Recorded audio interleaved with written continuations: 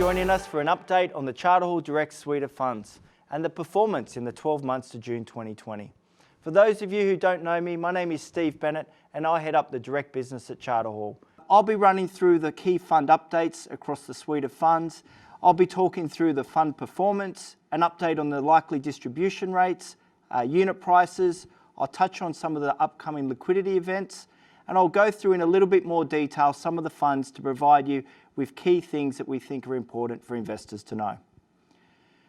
The slide up there on the screen, what this shows you is how our funds have performed versus the benchmark.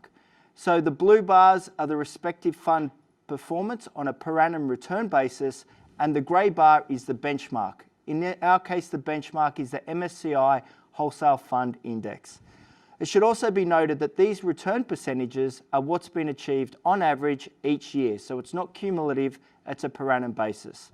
So we're very pleased to be able to highlight what we've been able to do for our investor customers over a long period of time. The next slide shows the performance of the Folkestone funds that came across when Charter Hall acquired that business about 18 months ago. What I would say, you just need to keep in mind that a number of the assets in these funds have either just recently completed construction or are still being completed. There are also a few assets which are in sectors which are, for obvious reasons in the pandemic, have some challenges around the hotel side of things. Importantly, we've still got the quality Folkestone team who came across with Charter Hall, people like Adrian Harrington, Ben Dodwell, Lula Liosi, who are still managing these, and they'll continue to provide update to investors on these funds as important information becomes available. So one of the things I get asked the most here is, well, Stephen, you always say the income's a very key and important part of unlisted property funds. What's the outlook for the next 12 months? Well, up there on the screen is the forecast distributions in cents per unit for the 12 months starting 1 July 2020 going forward. I would highlight that the way we do our budgeting process at Charter Hall is we get the property managers and asset managers to do a bottom-up process where they look at the expenses, the rental returns, any vacancy, any let-up, and then that flows through to the analysts, the assistant fund managers and the fund managers, who then also combine it with people from Phil's team on the Treasury side to work up an outlook which is ultimately approved by the Direct board who manage all these kind of items. Pleasingly, what I would say is the distribution guidance for the majority of funds is slightly up or maintaining the level. What we didn't want to do is aggressively increase distributions in a time like now when there is a large amount of economic volatility. I will also touch on later in today's presentation on the automotive trusts because we did temporarily reduce those distributions in the middle of the pandemic. The unit prices, as you'd expect when you saw that first chart of how the funds have performed, the majority of them are well above the dollar per unit.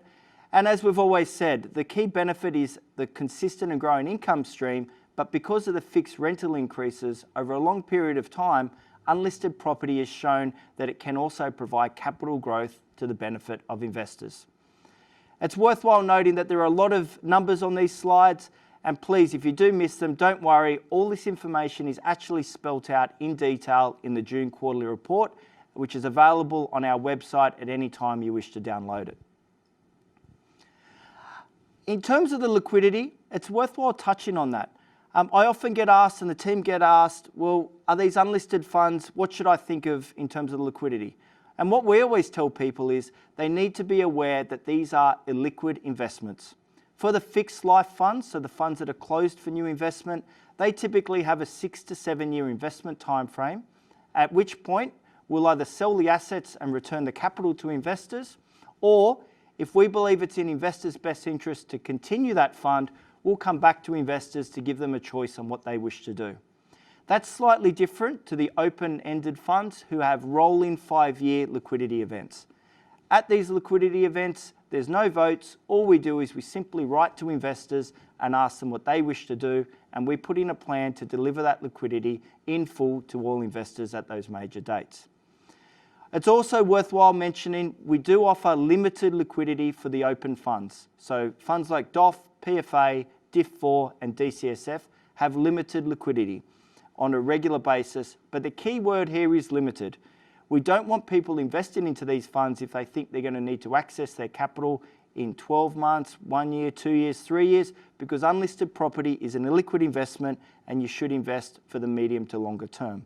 These limited liquidity offers are really only there to provide some liquidity to those investors who may need it for extenuating circumstances. Up there on the screen now, you can see a little bit more information on a number of our fixed life funds. So the characteristics of these fixed life funds are we raise the capital, we buy the assets, we close them, we then manage the assets to maximise the value for investors, and then we hit a major liquidity event where we'll either sell the assets or come back to investors and ask them what they want to do. The first two funds there, DIF2 and DIF3, in our industrial fund series, both have occupancy levels of 100% and both have WALEs. So remember, WALE is weighted average lease expiry of over 12 years. If you think about DIF2's been running now for 7 years and DIF3 6 years, it's quite an achievement to have the weighted average lease expiry so long. It's not an accident that this happened, and I can assure you the industrial and asset management and the direct team have worked extremely hard to actively engage with our tenant customers to not only deliver what they want and what they need to in order to stay at our premises, but we've extracted longer term leases which provide greater income certainty to our investor base. In terms of the BW Trust, that comprises of 4 Bunnings facilities. And what I would say about Bunnings is they continue to be well sought after and in hot demand from all sorts of investors. So whether it's a high net wealth investor, syndicators or institutional managers like Charter Hall, and in fact, we're the second largest owner of Bunnings in the country, these type of properties have many attributes that are attractive to people to buy. And what are these attributes? Well, firstly, the covenant strength in Bunnings is fantastic. They operate in a near monopoly industry. The other thing to note is Bunnings will sign long-term leases, 10, 12, 15 years. And finally, Bunnings tend to do a lot of great work up front in looking at the catchment and the demographics, and you'll find Bunnings are located in fantastic areas, which is always what you want for any type of real estate. The next two funds are the Direct Automotive Trust number 1 and number 2. You can see here we weren't too creative on the naming side of things.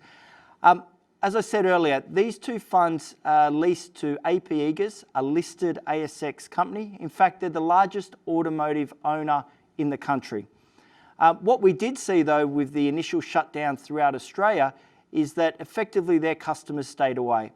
We worked with them extremely closely, and what we came up with was a solution to help them on their cash flow problems and also protect the best interests of investors in those funds. So what did we do? Well, what we did was we deferred a portion of the income. So deferred being the key word, not waived, meaning that we helped them with their cash flow problems, and now from 1st of October, the tenant will continue to pay back those deferred payments. So what you'll see, we reduced the distributions temporarily in that fund, but from 1st of October, we're looking to increase those distribution rates back up for those two automotive trusts. Importantly, AP Eagers have continued to go through the cycle, and based on their market capitalisation, remember they're an ASX listed company, they're valued at $1.9 billion of market capitalisation. This now brings me to our newest fund, the Wholesale Property Series number 1, or WPS1. We love our acronyms in property, and it does make things a bit simpler and shorter. There's a couple of things that I'd encourage you all to be aware of. Firstly, this fund is only available to sophisticated and wholesale clients as defined by the corporations law. It has a very high minimum investment amount of $250,000. But why did we do this fund? Well, we believe this provides access to some of Charter Hall's best investment ideas. This fund will invest into wholesale funds managed by Charter Hall, as well as investment partnerships which are supported by some of the biggest real estate investors in the country. So what we've done here is we've made available to our high net wealth clients funds which, in the case of wholesale funds, you usually need $10 million as a minimum investment, or for the partnership funds, 100 million plus, but we've made them accessible to clients of ours by bringing down the entry point. Importantly, and you'll see with all these upcoming slides, the tenant quality is a key focus of everything we do at Charter Hall. The top tenant there being Bunnings, Woolworths, Government, Coles and Inghams, the 5 tenants comprising 37% of the net income. I'm sure some of you may have questions around any rent relief that we've had to give. And what I would say here is rent relief only applies if the tenant's a small and medium enterprise. If you're a large corporate or a government entity, the code doesn't apply and they've got strong balance sheets, meaning that they've continued to pay the rent and going through all this economic volatility. The Direct Office Fund, well, this is the fund that's been going for a long time. It's $2.3 billion. In effect, it's our flagship fund. And what you'll see with our office funds is we focus on very high levels of occupancy, long-term leases, so in the case of DOF, an average weighted lease expiry of 8.1 years.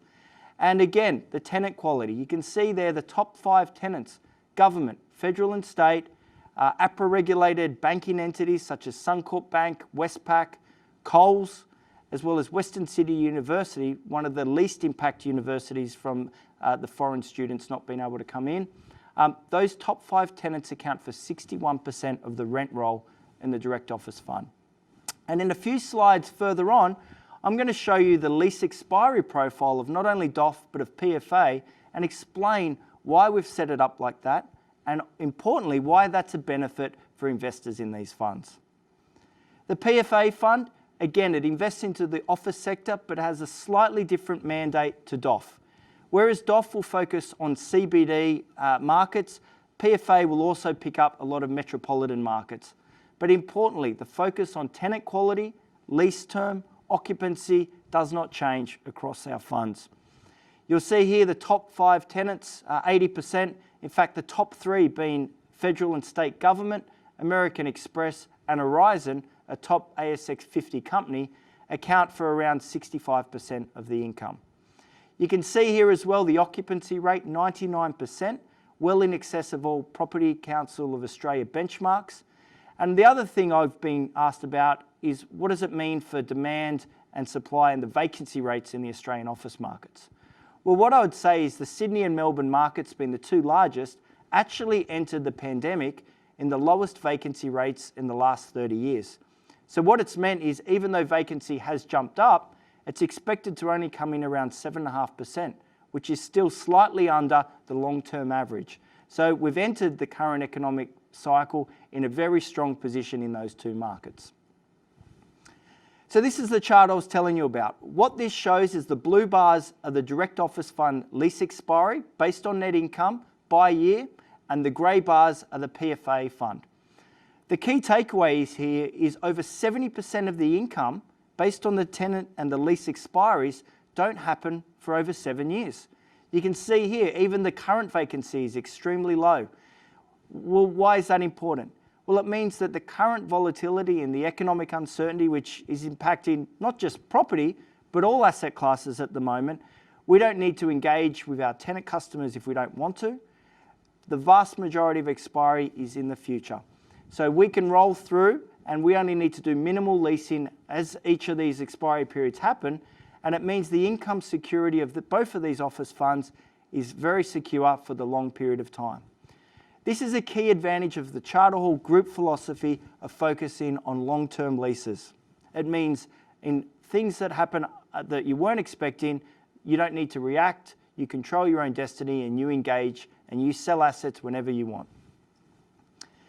The next fund I'll talk about is the Direct Industrial Fund number 4. It's a little under 900 million of gross asset value, and I can tell you in the next 6 to 12 months, this will be well over $1 billion. How do I say that? Well, what I would say is Charter Hall has the best deal pipeline in the property market, in my view. We have a large transaction team who focuses on unearthing and providing opportunity to our investors by scouring the market. We have deep relationships with all our tenant customers, meaning we're leading in the sale and leaseback market. And you can see here the same thematic, long-term leases over 11 years. So for industrial assets, you do tend to get longer-term leases. But again, the tenant covenant strength is absolutely critical. The top 3 tenants, Ingham's, are basically in a duopoly of chicken providers in the country. Visy, the very big brand in the packaging and recycling materials, and Mainfreight, a $4 billion market cap listed on the New Zealand Stock Exchange, who are basically a distribution and logistics company. Many of you will have seen their trucks on the road. The next fund, the Consumer Staples Fund, I should also flag that we're looking to rebrand and reposition this fund.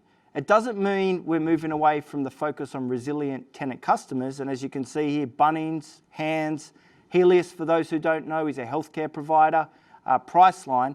But what we are going to do is we're going to rebrand this as a long WALE fund, just to better describe the type of assets, but it will continue to be focused on resilient sectors.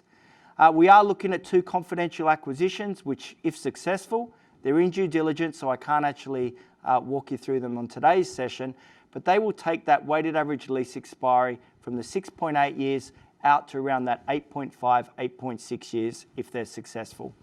Importantly, this fund pays distributions more regularly, and it will increase the distributions again from 1 October. This fund did have a number of assets which were located in CBD markets where the tenant actually had to shut down due to the CBDs effectively being evacuated. I would say this obviously isn't ideal, but I don't think you can say Charter Hall would be the only group that didn't forecast a global pandemic which would bring our CBD markets to a standstill. The next fund, the Maxim Fund, is a little bit different to the funds I've been talking about today. Everything up to now is unlisted property. Maxim actually invests into a portfolio of listed real estate stocks that trade on the ASX. So this fund actually does have liquidity in it. Has a relatively simple objective, which is to beat on rolling 3-year periods the benchmark by 1.5%, something I'm very pleased to say the fund has continued to do. If you are looking for real estate exposure, but the illiquid nature of unlisted funds doesn't appeal, this may be something where you can get that exposure but still maintain your liquidity. In fact, without giving away anything confidential, I can say we've got a number of wholesale clients who really believe that the AREIT sector offers fantastic value at the moment. And that's because you can pick up quality stocks that are trading below their NTA, NTA being net tangible asset backing. And finally, I'm just going to wrap up here with 2 examples of recent transactions that occurred during the quarter, and importantly, how we unearthed these and how we secured them for the benefit of our investors. The first asset is the Direct Industrial Fund number 4 Altona asset.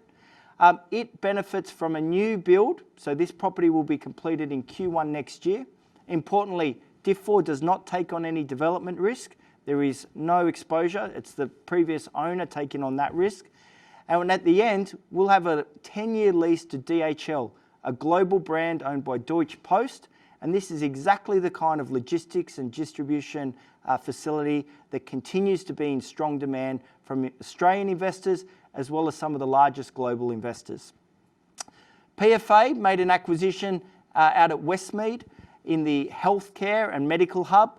That property benefits from a 10.4-year average lease term, will be 100% occupied on completion, and has the anchor tenants being the Western Sydney University as well as the CSIRO Government Scientific Research Centre.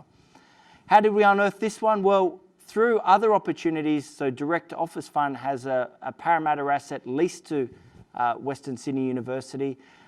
Western Sydney Uni had this land and they wanted to engage with parties that they know they can work with, and they approached us, and through the collaboration with that key tenant customer, we've been able to work with them and build a new building which benefits from lower capital expenditure, long-term leases, and some fantastic tenant covenants. Thank you for taking the time to join us for today's update. If you'd like more information or to discuss any other opportunities currently open for investment, our quarterly report is available on the website, and you can contact the team whose details are up there on the screen. Our team are focused on adding value to all property portfolios and delivering on our investment goals. We'd like to continue to thank you for your ongoing support, and we look forward to the next update.